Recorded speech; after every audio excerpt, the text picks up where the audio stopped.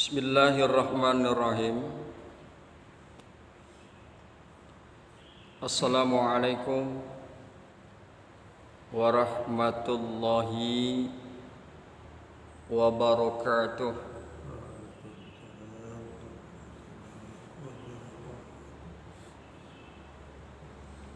Pagi hari ini pembahasan kita masih berbicara masalah gadai. Kemarin kita membahas masalah penjelasannya. Hari ini akan kita lanjutkan penjelasan berkaitan dengan masalah gadai. Dikemukakan di dalam kitabnya Bismillahirrahmanirrahim. Faslun, ini suatu fasal. Wa kullu ma jaza bai'uhu, dan setiap barang yang boleh dijualnya, jaza rohnuhu fid duyun, maka boleh digadaikan di dalam beberapa hutang. Izas taqarra subutuha fi zimmati, apabila telah tetap kedudukan hutang fi zimmati, di dalam pertanggungan. Walirrahini, dan bagi orang yang menggadaikan. Walirrahinir ruju'i fihi, dan bagi orang yang menggadaikan boleh menarik kembali pada akad gadai, malam yakbidhu, selama belum menerima barangnya. Wala yatmanuhul murtahinu, dan tidak menanggung orang yang menerima gadai kepada barang itu, illa bitta'adi, kecuali dengan melampaui batas.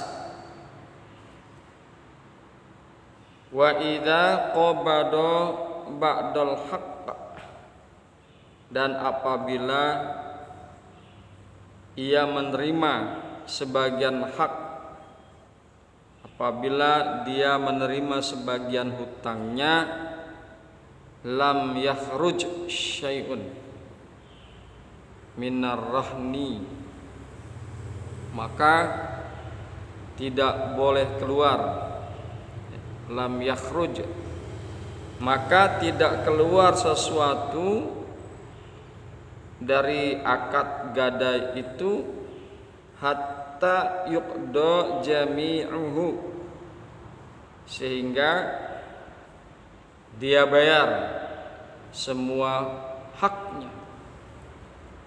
Demikian yang akan kita bahas pada pagi hari ini. Kemudian di dalam syarahnya dikemukakan Bismillahirrahmanirrahim. Walirrahinir ruju'u fihi, dan bagi orang yang menggadaikan boleh mengembalikan pada rohn, pada barang gadaian, boleh membatalkan barang gadaian malam yukbidhu, selama ia belum menyerahkan barang kepadanya, ai al-murtahinna, yakni kepada orang yang menerima gadai. Jadi bagi orang yang ingin menggadaikan barangnya boleh membatalkan, menyerahkan, boleh membatalkan gadai ya, selama dia belum menyerahkan barang gadaian tersebut kepada orang yang menerima gadai. Fa in qabadal ainal marhunata, fa in qabadal ainal marhunata, maka jika telah menerima, orang yang menerima gadai itu telah menerima kepada barang yang digadaikannya, mimman yasihu ikbaduhu, dari orang yang sah menyerahkannya, lazimar rahnu, maka tetaplah gadai itu. Wamtana'a 'alar rahini, dan tidak boleh kepada orang yang menggadaikan menarik kembali fihi, pada gadai. Jadi kalau orang yang ingin menggadaikan barangnya, kemudian dia telah menyerahkannya kepada orang yang menerima gadai, maka tidak boleh orang yang menggadaikan barang itu menarik kembali barangnya ya. Tidak boleh membatalkan gadai. Kalau yang tadi, jika belum menyerahkan barangnya, maka orang yang menggadaikan barangnya boleh membatalkannya, boleh membatalkan gadai. Warahnu wad'uhu 'alal amanati, dan rahn itu dan gadai itu kedudukannya 'alal amanati, sebagai amanah. Jadi sebagai satu kepercayaan. Makanya orang yang menerima gadai jangan sampai membuat barang gadaian itu menjadi rusak. Karena dia berhutang, maka perlu ada yang dipertanggungkan. Kalau kita biasa menyebut dengan boreh, harus ada yang diborehkan. Dan boreh atau gadai itu adalah kedudukannya sebagai amanah atau kepercayaan. Wahina izin la yatmanuhul murtahinu, dan seketika itu, wahina izin, dan ketika itu, dan karena itu, la yatmanuhul murtahinu, tidak menanggung jawab orang yang menerima gadai, tidak menanggung jawab orang yang menerima gadai, illa bitta'adi fihi, kecuali dengan melampaui batas padanya. Jadi orang yang menerima gadai itu tidak bertanggung jawab atas kerusakan barang gadaian, kecuali kerusakan barang gadaian itu asbab kelalaian atau keteledoran orang yang menerima gadai. Kemarin kita sudah contohkan seumpamanya ada seseorang yang menggadaikan mobil. Orang yang menerima gadai ini kemudian meletakkan mobil gadaian tersebut di garasinya. Karena ada satu keperluan, maka garasi tersebut gentingnya diperbaiki. Ternyata gentengnya itu menimpa kaca mobil gadaian dan hancurlah kaca mobil gadaian tersebut. Nah, ini karena kelalaian orang yang menerima gadai. Nah, itu menjadi tanggung jawab orang yang menerima gadai. Rusaknya mobil tersebut karena melampaui batas atau kelalaian daripada orang yang menerima gadai. Wala yaskutu bitalfihi syai'un minad daini, dan tidak gugur dengan rusak barang itu sedikit pun dari hutang. Tidak gugur dengan sebab rusaknya barang itu sedikit pun dari hutang. Ya, hutang itu tetap harus berjalan. Senajan meskipun barang gadaian itu rusak, tetap hutang itu berjalan. Ya. Proses gadai tetap berjalan. Walawid da'a talfahu, dan jika mengaku orang yang menerima gadai pada rusak barang gadaian, walam yazkur sababan litalfihi, dan ia tidak menyebutkan sebab menjadi rusaknya, maka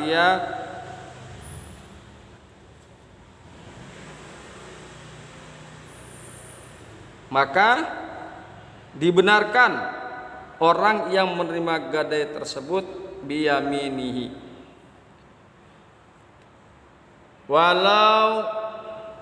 walawid da'a talfahu, dan jika orang yang menerima gadai itu mengaku terhadap rusaknya barang gadaian, walam yazkur sababan litalfihi suddiko biyaminihi, dan dia tidak menyebutkan sebab-sebab bagi kerusakannya, tidak menyebutkan sebab-sebab menjadi rusaknya barang tersebut, maka dibenarkan orang yang menerima gadai tersebut biyaminihi, dengan sumpahnya. Dia nggak tahu sebabnya kenapa barang itu rusak. Barang gadaian itu rusak, dia nggak tahu, sehingga dia tidak menyebutkan sebab-sebabnya. Maka pengakuan tersebut dibenarkan dengan cara orang yang menerima gadai itu bersumpah.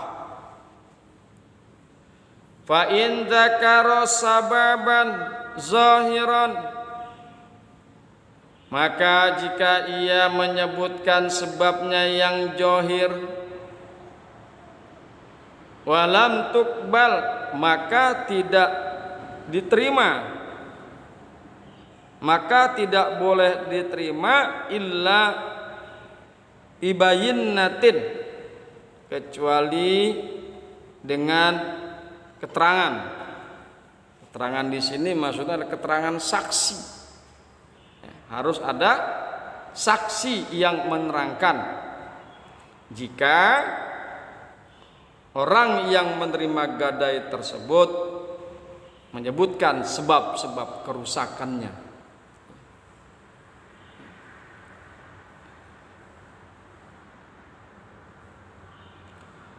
Walawid da'al murtahinu, Dan jika orang yang menerima gadai itu mengaku raddal marhuni ala rahini,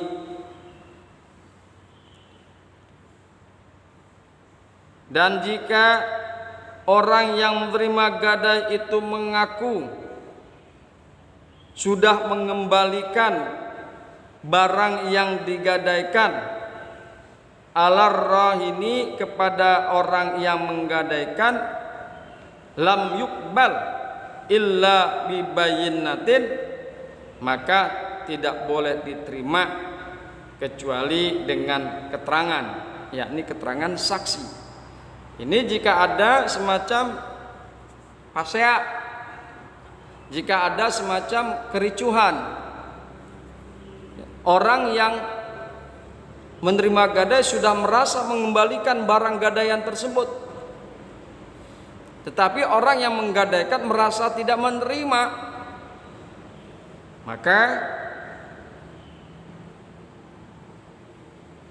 tidak boleh diterima pengakuan orang yang menerima gadai kecuali ada keterangan penjelasan dari saksi-saksi. Oleh karena itu sekali lagi bahwa ketika kita ingin menggadaikan barang harus ada saksi, minimal 2 orang laki-laki di dalam Islam, dan kemudian tertulis ketika dia menerima barang gadaian, tertulis dan disaksikan oleh 2 orang saksi. Begitu juga ketika dia mengembalikan barang tersebut, tertulis dan disaksikan oleh 2 orang saksi. Karena apa? Karena tidak lepas kemungkinan terjadi hal-hal yang kurang menyenangkan atau keributan dalam proses menggadai.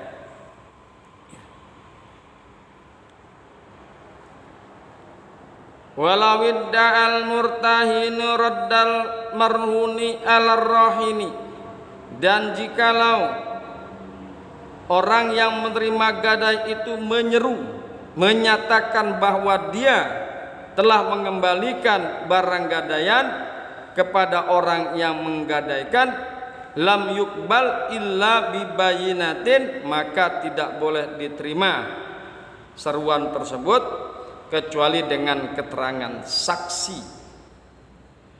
Wa idza qabadal murtahinu ba'dal haqq, dan apabila telah menerima orang yang menggadaikan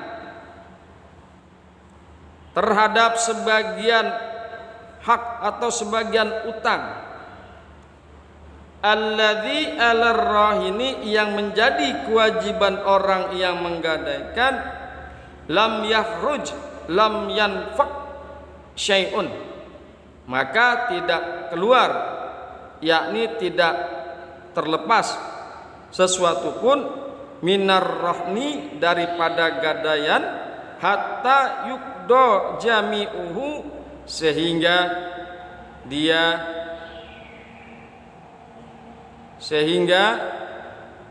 dibayar lunas semuanya, ayil haqqi, sehingga dia membayar lunas semua hutangnya, alladzi alar rahini, yang menjadi kewajiban daripada orang yang menggadaikan.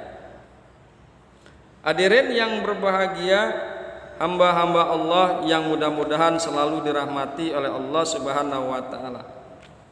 Jika seseorang yang menggadaikan kemudian mencicil hutangnya kepada orang yang menerima gadai, maka barang gadaian itu tidak boleh diserahkan kepada orang yang menerima gadai, tidak boleh diserahkan kepada orang yang menggadaikan, pemilik barang tersebut. Tidak keluar sedikit pun. Tidak keluar sedikit pun jika orang yang menggadaikan itu membayarkan hutangnya sebagian, membayarkannya. kecuali kalau memang hutangnya tersebut sudah dibayarkan semuanya. Sudah dibayarkan semuanya hutang tersebut, maka barang gadaian itu boleh dikeluarkan atau dikembalikan kepada sang pemilik, yaitu orang yang menggadaikan. Hadirin yang berbahagia, hamba-hamba Allah yang mudah-mudahan selalu dirahmati oleh Allah Subhanahu wa taala. Itulah kira-kira kajian kita pada pagi hari ini. Akan tetapi sekali lagi bahwa gadai itu dasarnya adalah saling percaya satu sama lain. Oleh karena itu barang gadaian yang rusak tidak menjadi tanggungan orang yang menerima gadai. Illa bitta'addi fihi, kecuali dengan sebab melampaui batas terhadap barang gadaian tersebut. Hal ini karena penggadaian itu didasarkan atas kepercayaan.